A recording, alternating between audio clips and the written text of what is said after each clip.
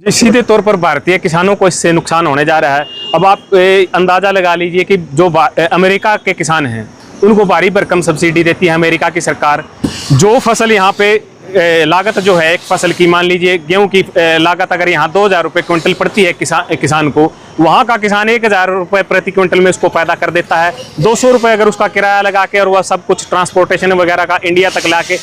लेके आने का उसको खर्चा लगाएं तो 1200 रुपये में अगर वो गेहूँ यहाँ आ जाएगी, 1200 में, 1400 में, 1500 में आ जाएगी। तो अब आप अंदाज़ा लगा सकते हैं कि भारतीय किसान उसकी 2500 में हमारी फसल कौन खरीदेगा, हमारी गेहूं कौन खरीदेगा। इसी तरह तमाम फसलों पर इसी तरीके से भारी भरकम जो अमेरिका के किसानों को सब्सिडी मिलती है 70 लाख, 80 लाख, 1 करोड़ रुपए वहाँ की करेंसी के हिसाब से उनके किसानों को वहाँ की सरकार देने का काम करती है। और उनका इंश्योरेंस है, उनको और बहुत तरह की आर्थिक सहायता वहाँ की सरकार जो है मुहैया करवाती है। तो जब इस तरीके से भारी भरकम सब्सिडी के तरीके से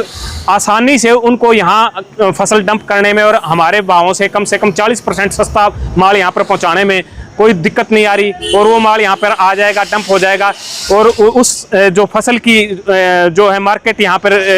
नियंत्रण में ले लेगी, उस हमारी मार्केट को वहाँ की फसल नियंत्रण में ले लेगी, तो हमारी फसल की कौन पूछ करेगा। हमारी फसल बिकनी बिल्कुल बंद हो जाएगी। भारतीय किसानों के लिए डेथ वारंट के समान है भारत अमेरिका मुक्त व्यापार समझौता जो है। तो हमारी भारत की सरकार से, भारत के राष्ट्रपति महोदया से निवेदन है कि भारत की सरकार को इस भारतीय किसानों की जो आर्थिक स्थिति, पूरा सिर्फ भारतीय किसान ही नहीं बल्कि भारतीय किसानी पर आधारित जो चाहे श्रमिक हैं, कृषि आधारित श्रमिक हैं, चाहे आम उपभोक्ता है, उसको भी जो है वहाँ का जो उपजाया हुआ अनाज है, जैसे भारतीय धार्मिक परंपराएं हैं, उनको धत्ता बताकर वहाँ का जो दूध है, जिसके दूध के बारे में आप जैसे मीडिया में निरंतर खबरें चल रही हैं, वहाँ जो दूध पैदा किया जा रहा है, वहाँ की जो गाय भैंसें हैं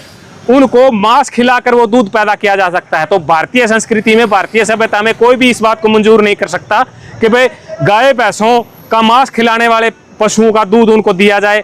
किसी न किसी तरीके से उनके तत्व भी हैं जो हमारे दूध के अंदर इस तरीके से आएंगे, तो हमारी धार्मिक मान्यताओं को, धार्मिक परंपराओं को भी ये एक धक्का पहुंचाने वाली बात है। और हमारे जो आर्थिक जो सिस्टम है किसानों का, उसको भी पूरी तरीके से ध्वस्त करने का काम है। अमेरिका का जो प्रतिनिधिमंडल 1 जून को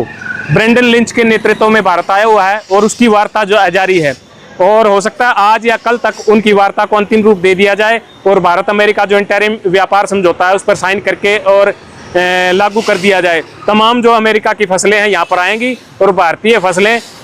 पिछले साल भी आपने जैसे देखा, इस सीजन में जो अभी रबी 2026 का सीजन था और पीछे गेहूं की फसल अभी गई है, उस फसल को बिकने में भी इस बार सबसे ज़्यादा मुश्किलों का सामना करना पड़ा है।